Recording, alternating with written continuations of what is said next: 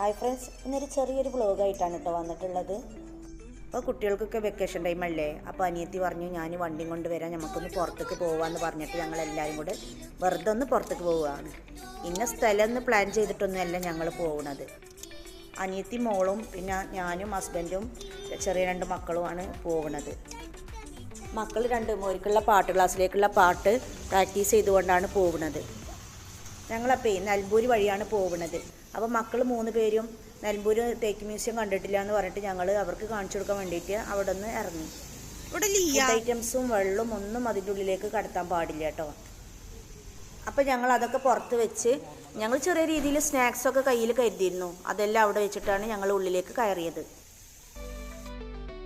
അപ്പോൾ ആദ്യം ഞങ്ങൾ മ്യൂസിയത്തിൻ്റെ ഉള്ളിലേക്കാണ് കയറിയത്.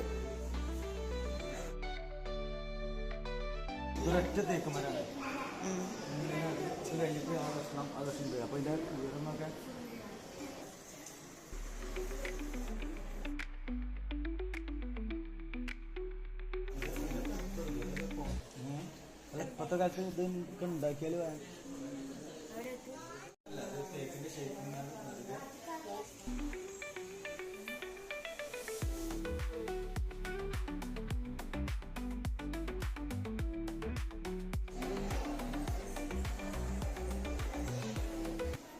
തേക്കിൻ തടിയിൽ തീർത്ത പല പല കാഴ്ചകളും നമ്മൾക്കിവിടെ കാണാൻ പറ്റും കേട്ടോ.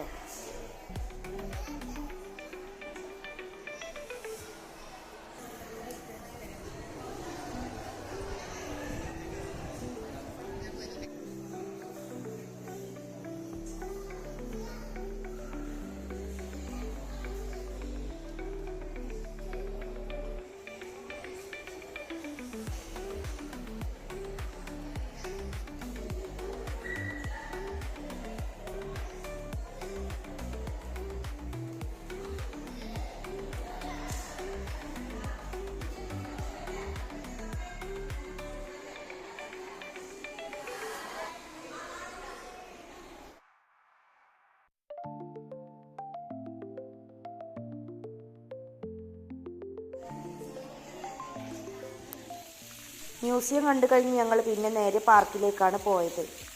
ചെടികളൊക്കെ നന്നായിട്ട് വെട്ടി വൃത്തിയാക്കി നല്ല ഭംഗിയുള്ള ഒരു പൂന്തോട്ടം, അതിനോട് ചേർന്നിട്ട് തന്നെ അവിടെ നല്ലൊരു പാർക്കും ഒക്കെ ഉണ്ട്.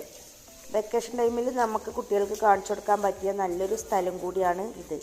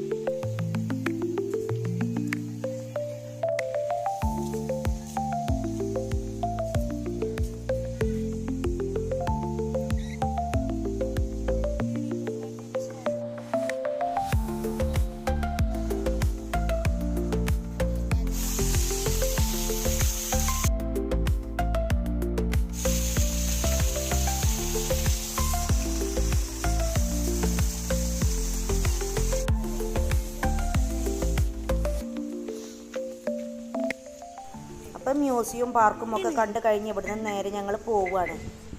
അടുത്ത സ്പോട്ട് ഏതാണെന്നൊന്നും അറിയില്ല. ഞങ്ങൾ ഫുഡൊക്കെ കഴിച്ചിട്ട് പിന്നെ നമുക്ക് ചുരമൊക്കെ ഒന്ന് കയറിയിട്ട് തിരിച്ച് പോരാന്ന് പറഞ്ഞിട്ടാണ് ഞങ്ങൾ പോകുന്നത്.